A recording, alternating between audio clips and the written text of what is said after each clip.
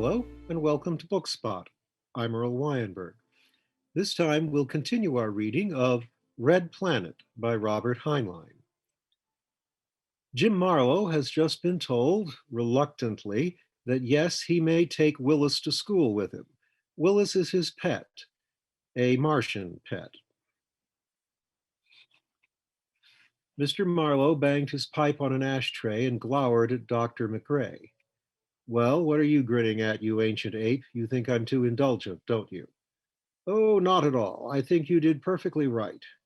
You think that pet of Jim's won't cause him trouble at school? On the contrary, I have some familiarity with Willis's peculiar social habits. Then why do you say I did right? Why shouldn't the boy have trouble? Trouble is the normal condition of the human race. We're raised on it. We thrive on it. Sometimes, Doctor, I think that you are, as Jim would put it, crazy as a spin bug. Probably, but since I am the only medical man around, I am not likely to be committed for it. Mrs. Marlowe, could you favor an old man with another cup of your delicious coffee? Certainly, doctor, she poured for him, then went on. James, I'm not sorry you decided to let Jim take Willis. It will be a relief. Why, dear? Jim was correct when he said the little beggar isn't much trouble. Well, he isn't really, but I just wish he weren't so truthful. So, I thought he was the perfect witness in settling the children's squabbles. Oh, he is. He'll play back anything he hears as accurately as a transcriber. That's the trouble. She looked upset, then chuckled. You know Mrs. Pottle? Of course. The doctor added, how can one avoid it? I, unhappy man, am in charge of her nerves. Mrs. Marlowe asked, is she actually sick, doctor? She eats too much and doesn't work enough. Further communication is forbidden by professional ethics. I didn't know you had any. Young lady, show respect for my white hairs. What about this Pottle female? Well, Lula Konsky had lunch with me last week and we got to talking about Mrs. Pottle. Honest, James, I didn't say much and I did not know that Willis was under the table. He was? Mr. Marlowe covered his eyes. Do go on. Well, you both remember that the Konskys housed the Pottles at North Colony until a house was built for them. Sarah Pottle has been Lula's pet hate ever since. And Tuesday, Lula was giving me some juicy details on Sarah's habits at home. 2 days later, Sarah Pottle stopped by to give me advice on how to bring up my own children. Something she said triggered Willis. I knew he was in the room, but I didn't think anything of it. And Willis put on just the wrong record, and I couldn't shut him up. I finally carried him out of the room. Mrs. Pottle left without saying goodbye, and I haven't heard from her since. Well, that's no loss, her husband commented. True, but it got Lula in Dutch. No one could miss Lula's accent, and Willis does it better than she does herself. I don't think Lula minds, though, and you should have heard Willis's playback of Lula's description of how Sarah Pottle looks in the morning and what she does about it. You should hear, answered McRae, Mrs. Pottle's opinion on the servant problem. I have. She thinks it's a scandal that the company doesn't import servants for us. The doctor nodded, with collars riveted around their necks. That woman, I can't see why she ever became a colonist. Didn't you know, her husband said, they came out here expecting to get rich in a hurry. Huh. Dr. McRae got a faraway look.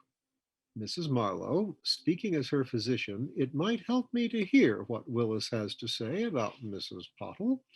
Do you suppose he would recite for us? Doctor, you're an old fraud with a taste for gossip. Granted, I also like eavesdropping.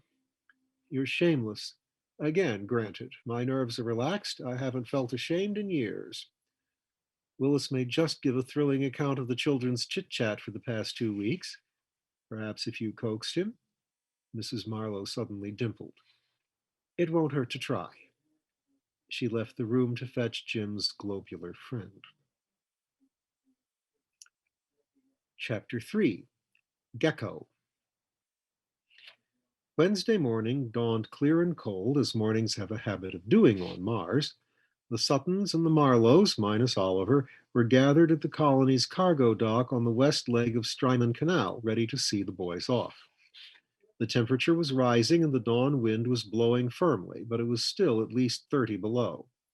Strymon Canal was a steel blue hard sheet of ice and would not melt today at this latitude.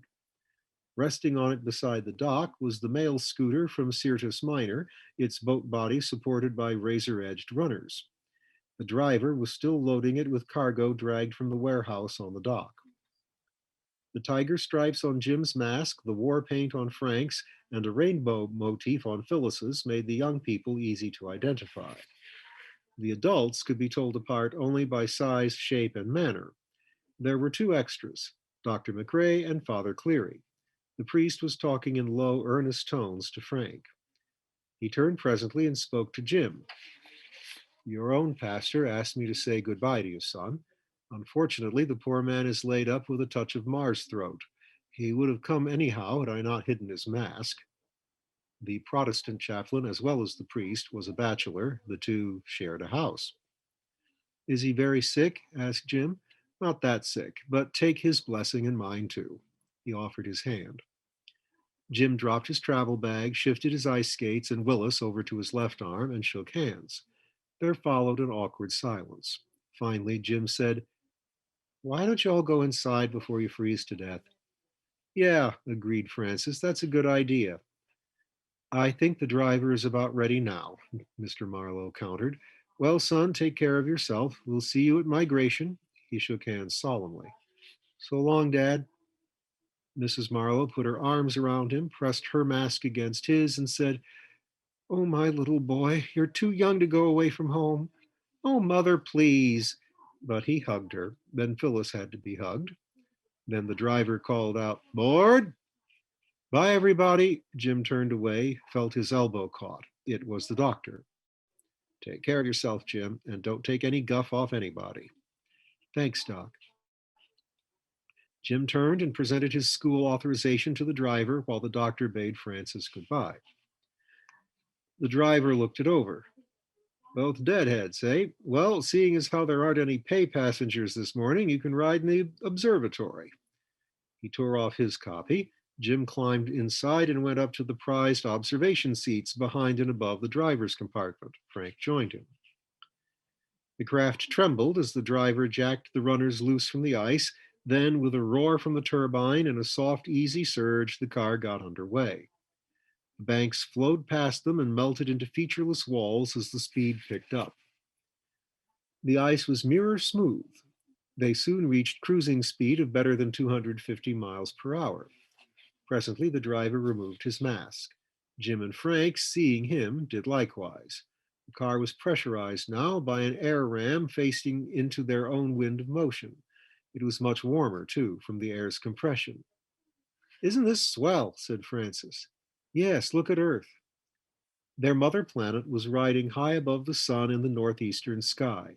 It blazed blue against a deep purple background. Close to it, but easy to separate with the naked eye, was a lesser pure white star, Luna, Earth's moon. Due north of them in the direction they were going, Deimos, Mars' outer moon, hung no more than 20 degrees above the horizon. Almost lost in the rays of the sun, it was a tiny pale disk, hardly more than a dim star, and much outshone by Earth. Phobos, the inner moon, was not in sight. At the latitude of Charax, it never rose more than 8 degrees or so above the northern horizon, and that for an hour or less, twice a day. In the daytime, it was lost in the blue of the horizon, and no one would be so foolhardy as to watch for it in the bitter night. Jim did not remember ever having seen it, except during migration between colonies. Francis looked from Earth to Deimos. Ask the driver to turn on the radio, he suggested. Deimos is up. Who cares about the broadcast? Jim answered. I want to watch. The banks were not so high now. From the observation dome, he could see over them into the fields beyond. Although it was late in the season, the irrigated belt near the canal was still green and getting greener as he watched, as the plants came out of the ground to seek the morning sunlight. He could make out, miles away, an occasional ruddy sand dune of the open desert. He could not see the green belt of the east leg of their canal. It was over the horizon. Without urging, the driver switched on his radio. Music filled the car and blotted out the monotonous low roar of the turbojet. It was terrestrial music by Sibelius, a classical composer of another century. Mars Colony had not yet found time to develop its own arts and still borrowed its culture. But neither Jim nor Frank knew who the composer was nor cared. The banks of the canal had closed in again. There was nothing to see but the straight ribbon of ice. They settled back and daydreamed. Willis stirred for the first time since he had struck the outer cold. He extended his eye stalks, looked inquiringly about, then commenced to beat time with them. Presently, the music stopped and a voice said, "This is station DMS, the Mars Company, Dimos Circum Mars. We bring you now by relay from Syrtis Minor a program in the public interest. Dr. Graves Armbruster will speak on ecological considerations involved in experimental artificial symbiotics as related to." The driver promptly switched the radio off. "I would like to have heard that," objected Jim. "It sounded interesting." "Oh, you're just showing off," Frank answered. "You don't even know what those words mean." "The dickens I don't. It means shut up and take a nap." Taking his own advice, Frank lay back and closed his eyes. However, he got no chance to sleep. Willis had apparently been chewing over, in whatever it was he used for a mind, the program he had just heard. He opened up and started to play it back, woodwinds and all. The driver looked back and up, looking startled. He said something, but Willis drowned him out. Willis bowled on through to the end, even to the broken off announcement. The driver finally made himself heard. "Hey, you guys, what do you got up there? A portable recorder?" "No, a bouncer." "A what?" Jim held Willis up so the driver could see him. "A bouncer. His name is Willis." The driver stared. "You mean that thing is a recorder?" "No, he's a bouncer. As I said, his name is Willis." "This I gotta see," announced the driver. He did something at his control board, then turned around and stuck his head and shoulders up into the observation dome. Frank said, "Hey, you'll wreck us." "Relax," advised the driver. "I put her on Echo Automatic. High banks for the next couple of 100 miles. Now, what is this gizmo? When you brought it aboard, I thought it was a volleyball." "No, it's Willis. Say hello to the man, Willis." "Hello, man," Willis answered agreeably. The driver scratched his head. "This beats anything I ever saw in Keokuk. Sort of a parrot, eh?" "He's a bouncer. He's got a scientific name, but it just means Martian roundhead. Never seen one before?" "No. You know, Bud, this is the screwiest planet in the whole system." "If you don't like it here," asked Jim, "why don't you go back where you came from? Don't go popping off to me, youngster. How much will you take for this gizmo? I got an idea I could use him." "Sell Willis? Are you crazy?" "Sometimes I think so." "Oh, well, it was just an idea." The driver went back to his station, stopping once to look back and stare at Willis. The boys dug sandwiches out of their driver bags and munched them.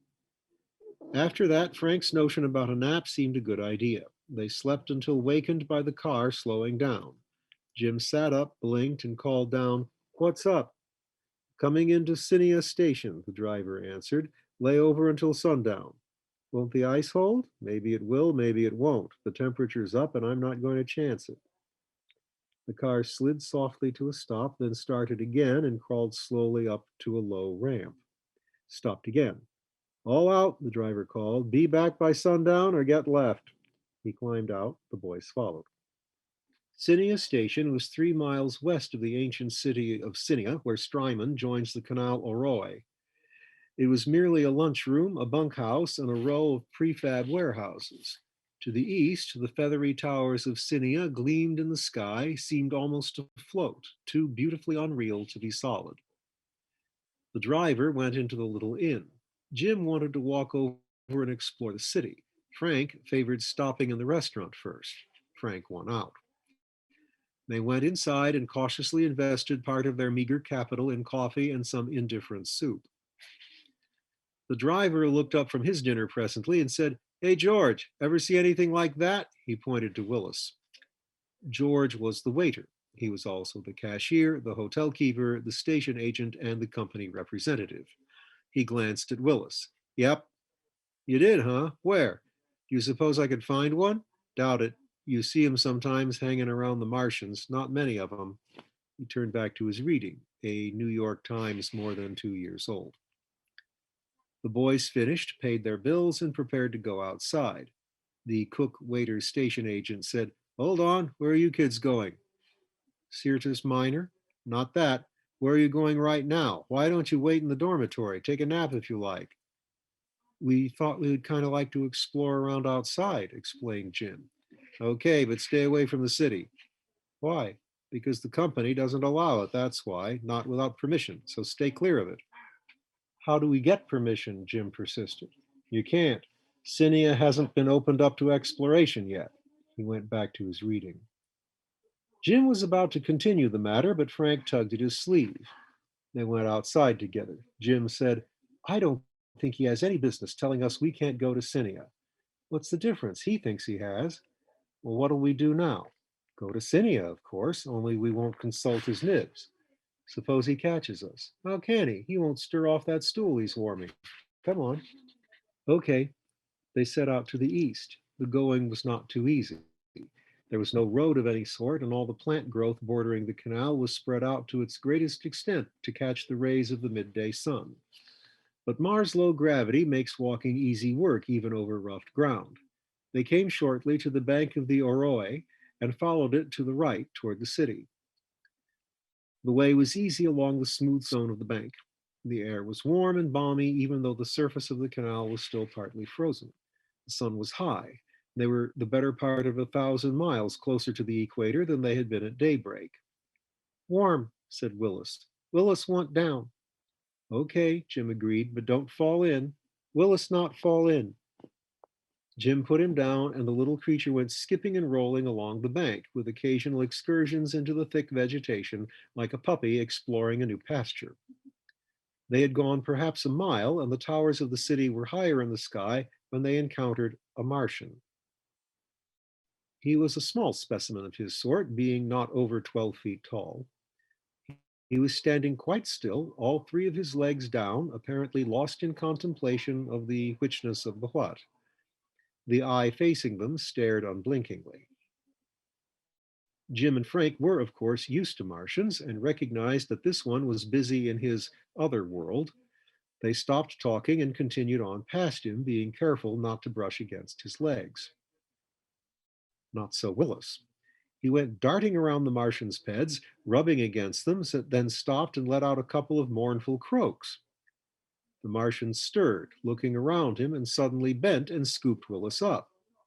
"Hey!" yelled Jim. "Put him down!" No answer. Jim turned hastily to Frank. "You talk to him, Frank. I'll never be able to make him understand me. Please." Of the Martian dominant language, Jim understood little and spoke less. Frank was somewhat better, but only by comparison. Those who speak Martian complain that it hurts their throats. "What'll I say?" "Tell him to put Willis down." "Relax, Martians never hurt anybody." "Well, tell him to put Willis down then." "I'll try."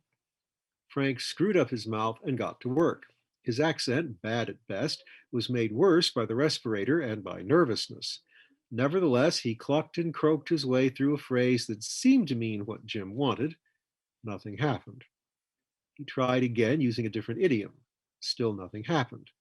"It's no good, Jim," he admitted. "Either he doesn't understand me or he doesn't want to bother to listen." Jim shouted, "Willis! Hey, Willis, are you all right?" "Willis, fine." "Jump down, I'll catch you." "Willis, fine." The Martian wobbled his head, seemed to locate Jim for the first time. He cradled Willis in one arm. His other two arms came snaking suddenly down and enclosed Jim, one palm flap cradling him where he sat down, the other slapping him across the belly. He felt himself lifted and held, and then he was staring into a large liquid Martian eye which stared back at him. The Martian rocked his head back and forth and let each of his eyes have a good look. It was the closest Jim had ever been to a Martian. He did not care for it. Jim tried to wriggle away, but the fragile appearing Martian was stronger than he looked. Suddenly, the Martian's voice boomed out from the top of his head. Jim could not understand what was being said, although he spotted the question symbol at the beginning of the phrase. But the Martian's voice had a strange effect on him. Croaking and uncouth though it was filled with such warmth and sympathy and friendliness that the native no longer frightened him. Instead, he seemed like an old and trusted friend. The Martian repeated the question. What'd he say, Frank? I didn't get it. He's friendly, but I can't understand him. The Martian spoke again. Frank listened. He's inviting you to go with him, I think. Jim hesitated a split second. Tell him okay. Jim, are you crazy? It's all right. He means well, I'm sure of it. Well, all right. Frank croaked the phrase of assent. The native gathered up one leg and strode rapidly away toward the city. Frank trotted after. He tried his best to keep up, but the pace was too much for him. He paused, gasping, then shouted, Wait for me! His voice muffled by his mask. Jim tried to phrase a demand to stop, gave up, then got an inspiration. Say, Willis boy, tell him to wait for Frank. Wait for Frank? Willis said doubtfully. Yes, wait for Frank. Okay. Willis hooted at his new friend. The Martian paused and dropped his third leg. Frank came puffing up. The Martian removed one arm from Jim and scooped up Frank with it. Hey, Frank protested. Cut it out. Take it easy, advised Jim. But I don't want to be carried. Frank's reply was disturbed by the Martian starting up again. Thus burdened, he shifted to a three-legged gait in which at least two legs were always on the ground. It was bumpy, but surprisingly fast. Where do you suppose he's taking us? Asked Jim. To the city, I guess, Frank added. We don't want to miss the scooter. We've got hours yet. Quit worrying. The Martian said nothing more, but continued slogging towards Sinia. Willis was evidently as happy as a bee in a flower shop. Jim settled down to enjoy the ride. Now that he was being carried with his head a good 10 feet above the ground, his view was much improved. He could see over the top of the plants growing by the canal, and beyond them to the iridescent towers of Sinia. The towers were not like those of Charax. No two Martian cities looked alike. It was as if each were a unique work of art, each expressing the thoughts of a different artist. Jim wondered why the towers had been built, what they were good for, how old they were. The canal crops spread out around them, a dark green sea in which the Martian waded waist deep. The broad leaves were spread flat to the sun's rays, reaching greedily for life-giving radiant energy. They curled aside as the native's body brushed them, to spread again as he passed.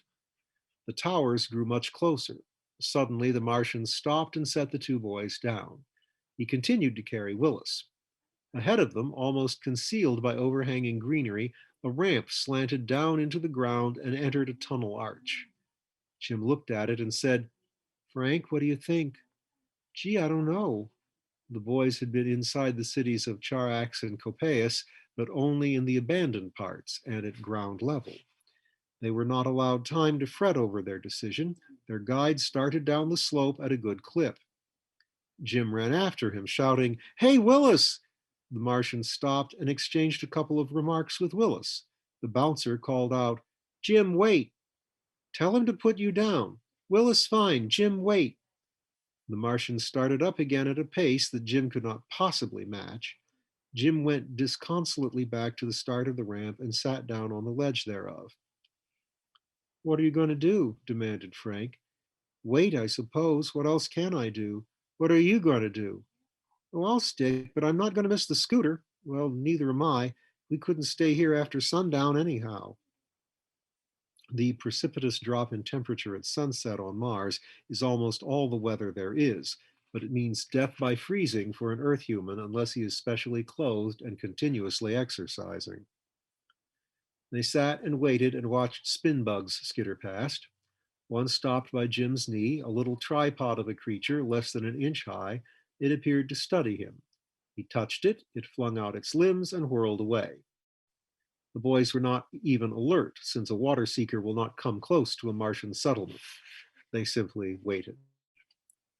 Perhaps a half hour later, the Martian, or at least a Martian of the same size, came back.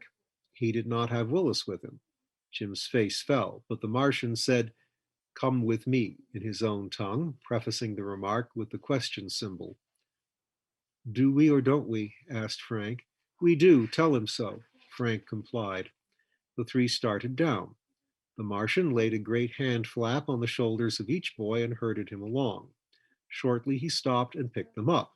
This time, they made no objection. The tunnel seemed to remain in full daylight even after they had penetrated several hundred yards underground. The light came from everywhere, but especially from the ceiling. The tunnel was large by human standards, but no more than comfortably roomy for Martians. They passed several other natives. If another was moving, their host always boomed a greeting, but if he was frozen in the characteristic trance-like immobility, no sound was made. Once their guide stepped over a ball about 3 feet in diameter. Jim could not make out what it was at first, then he did a double take and was more puzzled still. He twisted his neck and looked back at it. It couldn't be, but it was. He was gazing at something few humans ever see and no human ever wants to see. A Martian folded and rolled into a ball, his hand flaps covering everything but his curved back. Martians, modern civilized Martians, do not hibernate, but at some remote eon in the past, their ancestors must have done so, for they are still articulated so that they can assume the proper heat conserving, moisture conserving globular shape if they wish. They hardly ever so wish.